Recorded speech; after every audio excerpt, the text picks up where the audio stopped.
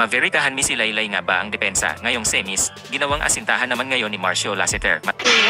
Matapos bigong mapigilan din si CJ Perez nung Game 1. Dahil dyan, no other choice na nga tayo mga Cubs no, kundi makabounce back sa Game 3 sa linggo.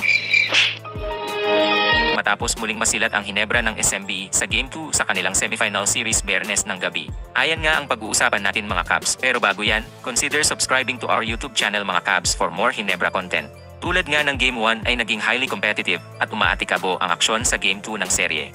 Nag-umpisang scoreless ang Hinebra sa unang 4 na minuto ng laro pero nag-storm back tayo sa pangunguna ni Tony Bishop at Jamie Malonzo na may hot shooting first half upang tapusin ang unang kanto with a 21-13 run to inch the gap to 2 points against SMB.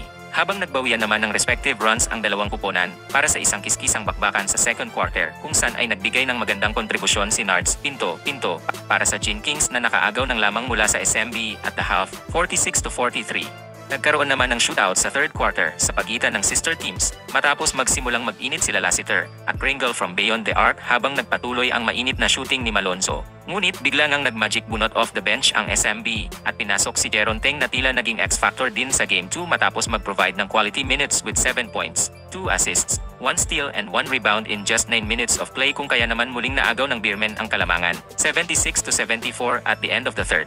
At sa payoff period nga mga Cubs no, ay naging gitgitan pa rin ang laban at naitabla pa nga ng Hinebra ang score at 83 all under 8 minutes left sa alley hoop ni Ahanmisi kay Japeth Aguilar kaso nga lamang ay tulad ng naunang laro ay nadali na naman ang Gin Kings sa dulo mga Cubs matapos magbaon ni Lassiter at both right ng dalawang clutch 3-pointers down the stretch na hindi nahanapan ng sagot ng Hinebra gawa na rin ng matinding depensa ng Beermen ang court by Jonmar Fajardo. Kaya naman ay naitakas ng SMB ang isang 106-96 victory para sa isang commanding 2-0 lead sa kanilang best of 5 semi-series sa PB Commissioner's Cup. Oh, hell no! At dahil nga parang napabayaan ang mainit na si Lassiter sa crucial stretch tulad ng nangyari nung Game 1 kung saan pumutok si Perez sa pivotal run na ginawa ng SMB at hindi nakasagot si Mab sa endgame upang mabawi ito, ay may mga kabarangay nga na nagsasabi na sana daw ay si Stanley Pringle na may magandang bitaw sa tres ngayong game na lamang ang pinasok sa huli. Instead of Ahanmisi na isang guard defender pero dalawang laro na siyang na-outplay ng kanyang match-up sa crunch time. Samantala, nasayang naman ang big scoring night ni Malonzo na nagbuhos ng 27 points on 6 of 8 3-point field goals upang tulungan ang Hinebra na makabalik sa tuwing umaalagwa ang Beermen sa buong laro. Nag-ambag naman ang isa pang bright spot sa laro na ito na si Tony Bishop ng 25 points. Ngunit may ilang kabarangay pa rin na hindi satisfied sa kanyang performance against the 6'9" both right na kumana ng 38 points ngayong Game 2. Agree ba kayo mga Cubs sa mga sinasabi ng ating ibang mga kabarangay about kay Mavi at Bishop? You can share your thoughts in the comment section. Samantala, dahil sa pagkatalo ay kailangan na talagang makabawi ng Hinebra sa Game 3 kung ayaw ng ating team na matapos ang kanilang kampanya ngayong conference. No! God, please, no! At hindi may defend ang kanilang Commissioner's Cup crown. Ang Game 3 ay gaganapin sa MOA Arena sa linggo ng gabi.